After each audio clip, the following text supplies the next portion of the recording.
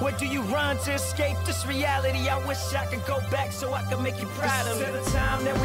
My favorite food is a Filipino dish called ginataan. If you're Filipino, you know what ginataan is, but ginataan is basically anything cooked in coconut milk, actually.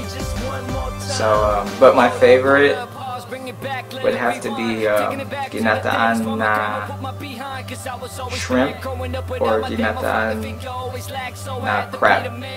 Shrimp cooked in coconut milk and crab cooked in coconut milk would have to be my favorite. So if you know how to cook ginataan, me and you will get along. And if you cook it for me, then I will love you.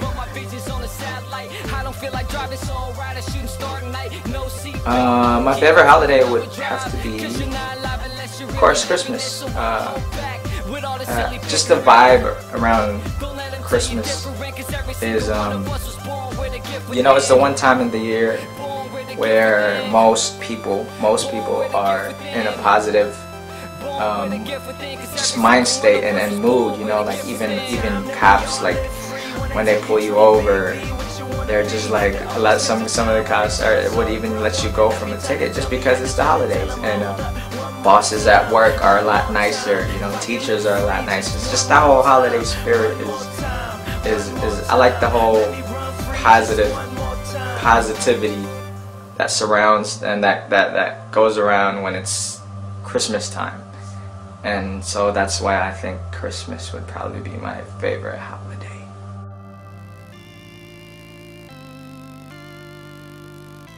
My cooking skills,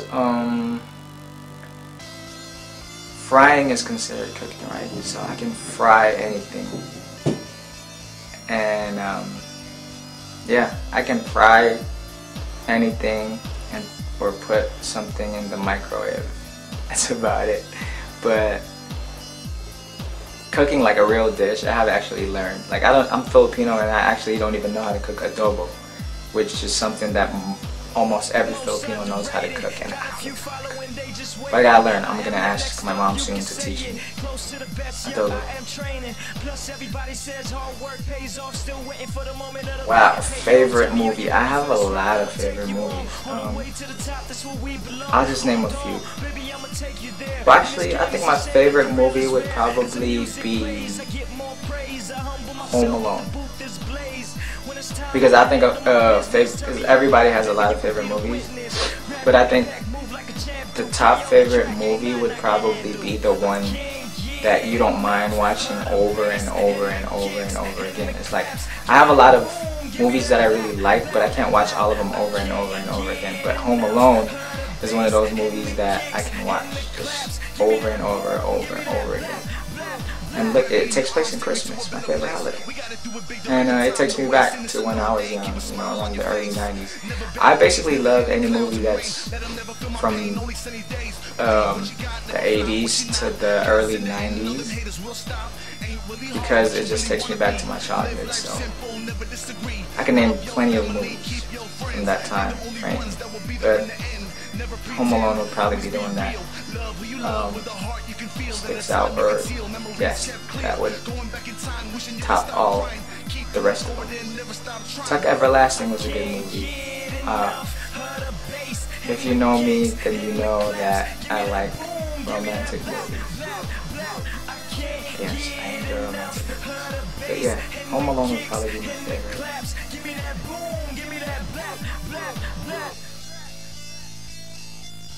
At the moment, my favorite band is The Script.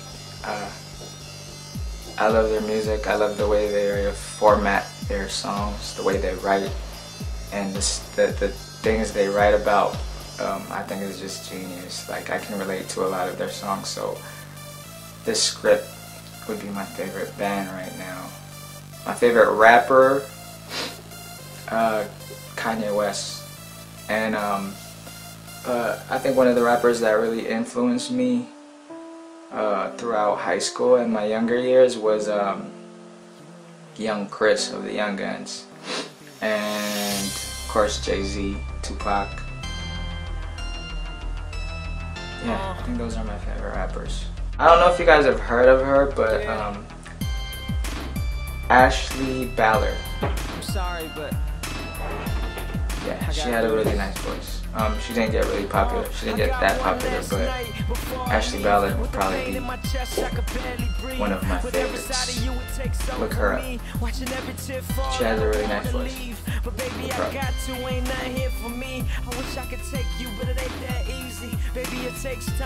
I would be Michael J. Fox in Back to the Future. And I would do what he did, except I wouldn't mess it up. I would grab the book, Sports Almanac, and then bet on sports games and be a millionaire. So that's who I probably would be. Or I'd be City Hunter.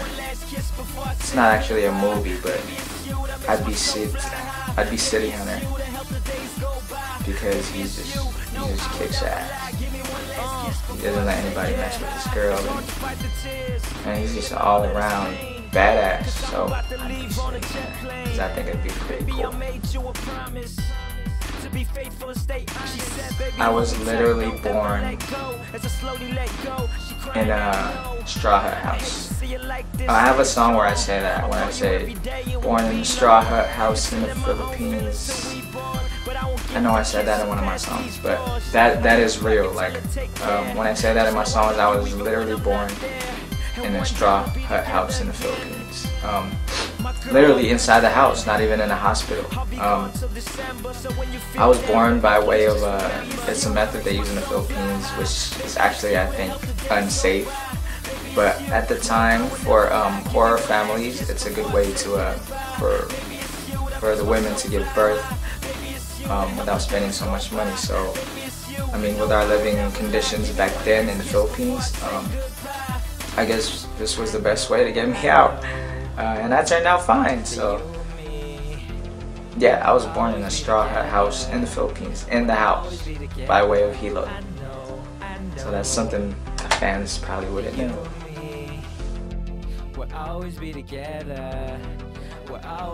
I like the energy that you get when creating a sound or creating lyrics with somebody. You know, the energy that you guys give each other. The suggestions that you guys give each other, just that whole vibe of, like, you know, vibing with each other as you're creating a song. I love that. Like that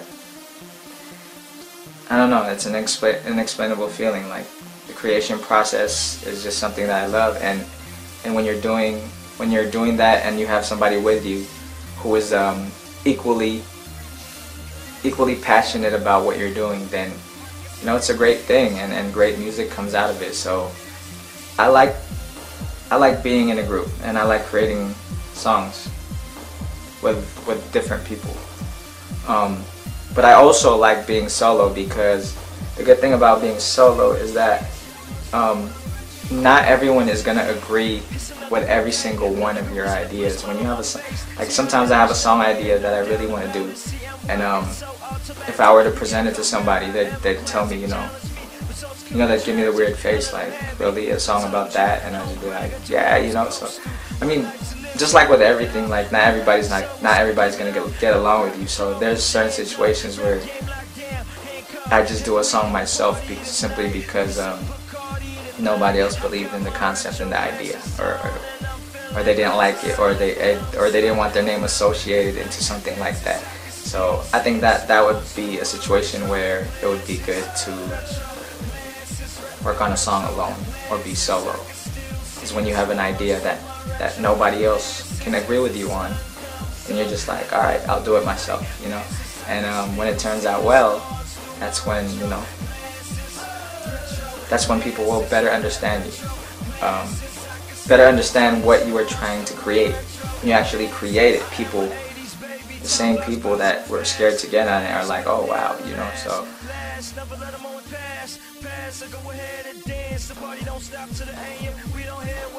if I got signed, the first thing I would do would probably be call my sister or my mom or my dad. As far as the music or the creating process, I I mean, whoever is in charge, or I would ask them, you know, like, what's my budget as far as production? And then when they tell me a budget, I'm gonna tell them, okay, I want this guy, this guy, this guy, and this guy to produce my album. You know, I'd say I want Yasutaka Nakata from Japan to make some beats for me. I want Teddy from YG to make me a beat. That one guy that produced it for Cube, Shin Sadong Tiger or something like that. I'd want him I'd want him to make me a beat. And I'd want Kanye West to make me a beat. I'd want Pharrell. I'd want T-Minus to make me a beat. You know, all those talented producers. So I think that would be the first thing that pops in my head. I'm signed to a big label. Okay, my first project, my first real project. I'd consider the producers, you know, all the big name producers that I couldn't get a hold of as a unsigned, unknown artist. Now I actually have, you know, access to these talented producers. So that'd probably be the first thing that crosses my mind as far as creating the music.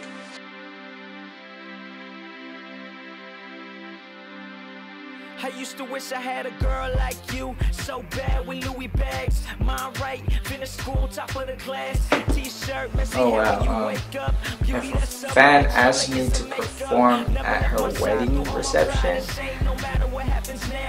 I wouldn't turn the fan down. I'd probably say yeah, but it would just be, you know, unusual for me because I never really looked at my songs as wedding reception material. But I would probably do it. I would probably still do it. And, have fun. So yeah, I think that is all the questions. That is all the questions that you guys asked. That is the end of my very first interview. Thank you for watching. I hope you guys enjoyed it. Again, this is Mark Agustin. If you don't have a copy of Pride and Shame yet, do go download it at rnbxbeats.com. Download your free copy of Pride and Shame, put it in your iPod, and share it with all your friends. And let everybody know. Download it, and share it, download it, and share it. Mark Agustin, signing out. I love you guys. Thanks for watching. Baby, you so fly. I know this is forever. I can see in your eyes. You ain't gotta be alone anymore. Alone, you ain't gotta be alone anymore. Alone, you ain't gotta be alone anymore. Alone, you ain't gotta be alone anymore. Alone, you ain't gotta be alone.